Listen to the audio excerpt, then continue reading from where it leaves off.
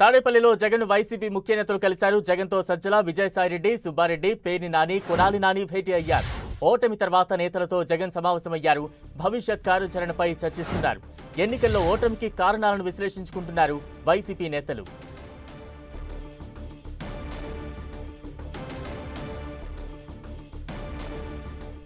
జగన్తో వైసీపీ నేతల భేటీకి సంబంధించి మరింత అప్డేట్స్ అందించేందుకు మా ప్రతినిధి దుర్గా సిద్ధంగా ఉన్నారు. దుర్గా,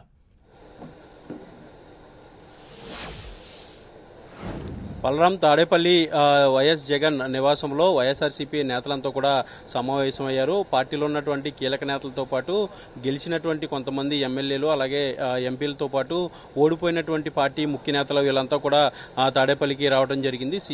జగన్తో వీళ్ళంతా కూడా కలిసినటువంటి చర్చ అయితే జరుగుతుంది. ముఖ్యంగా ఎందుకు ఓటమి పాలవలసి వచ్చింది, ఓటమి గల కారణాలు ఏంటి అనే అంశానికి సంబంధించి విశ్లేషించుకుంటున్నటువంటి పరిస్థితి కనిపిస్తుంది. ఎందుకంటే పెద్ద ఎత్తున సంక్షేమ కార్యక్రమాలన్నీ కూడా అమలు చేశాము, ఎక్కడికి వెళ్ళినా కూడా ప్రజలు బ్రహ్మరథం పట్టే పరిస్థితి ఉంది. కానీ ఎందుకు ఓట్లుగా మారలేదనే అంశానికి సంబంధించి మొన్నే జగన్ ఆల్రెడీ చెప్పారు. ఈ నేపథ్యంలోనే మరొకసారి అసలు ఓటమి గల కారణాలేంటి, ఎందుకు ఇంత ఘోరమైనటువంటి ఓటమి చవి చూడాల్సినటువంటి అవసరం వచ్చిందనే దానికి సంబంధించి కూడా ప్రస్తుతం చర్చించుకుంటున్నటువంటి పరిస్థితి కనిపిస్తుంది. ముఖ్యంగా గత ఎన్నికల్లో 2019 ఎన్నికల్లో 151 స్థానాల్లో వైఎస్ఆర్సీపీ భారీ మెజార్టీతో ప్రభుత్వం చేపట్టింది. 5 ఏళ్ల పాటు జరిగినటువంటి అనేక పరిస్థితులు, అనేక కారణాలన్నీ కూడా ఓటమి కారణమయ్యాయి. ముఖ్యంగా 11 స్థానాలకి పడిపోయినటువంటి పరిస్థితి వచ్చింది. కాబట్టి అసలు ఇంత ఘోరమైనటువంటి ఓటమి ఎందుకు చవి చూడాల్సినటువంటి అవసరం వచ్చింది, ఎందుకు ఇలాంటి ఓటమి గల కారణాలు ఏంటనే దానికి సంబంధించి కూడా ప్రస్తుతం సమీక్ష అయితే జరుగుతుంది. సమీక్ష తర్వాత నేతలు బయటకు వచ్చి మాట్లాడబోతున్నారు. ముఖ్యంగా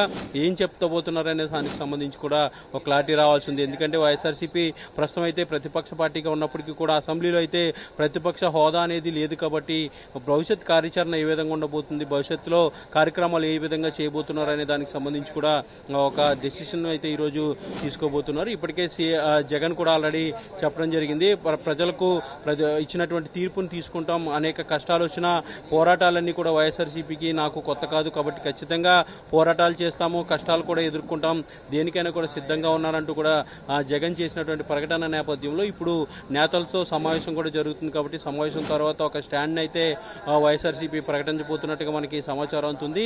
ఎందుకంటే కొత్త ప్రభుత్వం ఏర్పాటు కాబోతుంది కాబట్టి కొత్త ప్రభుత్వానికి కొంత సమయం ఇస్తారా, లేదంటే ప్రజా పోరాటాలు ఆల్రెడీ స్టార్ట్ చేస్తారా అనే దానికి సంబంధించి కూడా మరి కాసేపట్లో తెలిసే అవకాశం అయితే కనిపిస్తుంది. ఏదైనప్పటికీ కూడా ఇంత ఘోరమైనటువంటి ఓటమి ఎందుకు చూడాల్సి వచ్చిందనే దానికి సంబంధించి అయితే సమీక్ష అనేది జరుగుతుంది. ఓటమి గల కారణాలు ఏంటి, ఎందుకు ఇలాంటి పరిస్థితి వచ్చిందనే దానికి సంబంధించి కూడా నేతలు విశ్లేషణ చేసుకుంటున్నటువంటి పరిస్థితి కనిపిస్తుంది. మరి కాసేపట్లో సమావేశం ముగిసిన తర్వాత వాళ్ళు బయటకు వచ్చి మాట్లాడబోతున్నారు, ఏం చెప్పబోతున్నారు, భవిష్యత్ కార్యాచరణ ఏ విధంగా ఉండబోతుందనే దానికి సంబంధించి కూడా ఒక క్లారిటీ అయితే రాబోతుంది. Balaram, right, thank you Durga.